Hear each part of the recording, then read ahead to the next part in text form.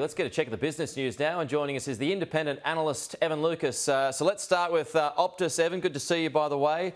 In terms of brand damage, I mean, I think it's fairly obvious the sort of hit that it's going to have there, but also there's been a fair bit of value that's been wiped off the value of the company.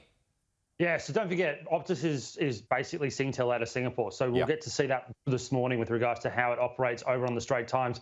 The other thing about what you said with brand damage, this is strike 2 in 13 months. We had the hack last year. We're being told this isn't the hack this time around. The difference, not just about losing your data, is the inability to work yesterday. So we've got to remember, Australia is a service-based economy. The majority of our gross domestic product is you and I providing services to each other.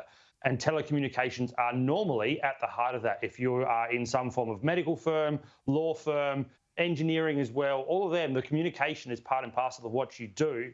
So yesterday, it's not just about what was wiped off Optus's share price and what we might see in Singapore.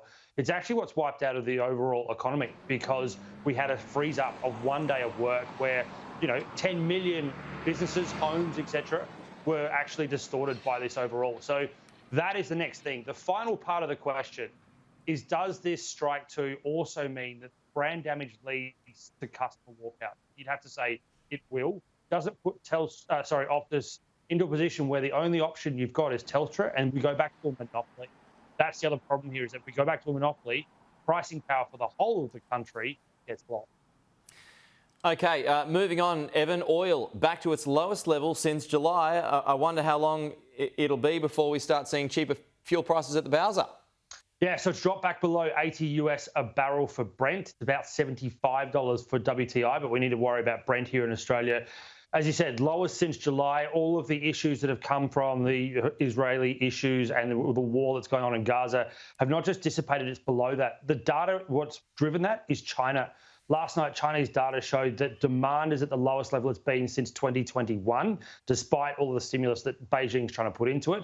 They have not seen any form of recovery in aircraft material, and their refining costs are at the highest level it's been. China is the largest importer of crude on the planet, and they now have the highest level of stockpiling they've had since 2020. So all of that explains what's going on. When are we going to see it in the bowser? Probably in 2 weeks. This is actually, despite what happened on Tuesday, a good Christmas news story, because it takes pressure out of inflation. We may not include this in our inflation figures because it's a volatile item and it gets in headline, but not in core.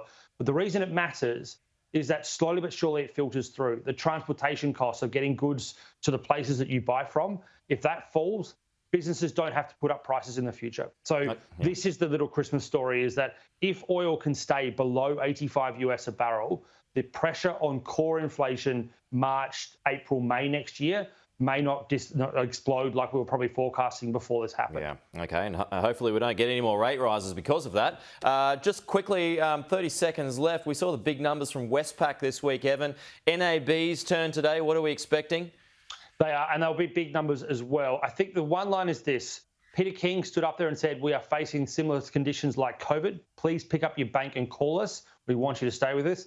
NAB's Ross McEwen has been saying that for 6 months. And it'll be interesting to see if he says it again. Net interest margins are what we watch in the technical world. But NAB too are telling customers, if you are experiencing hardship because of rate rises, call us, we will work something out. That is more the takeout that I think at the moment is going on. Banks are trying to revert back to that better sort of Australia group scenario that they did in 2020 in the higher interest rate environment.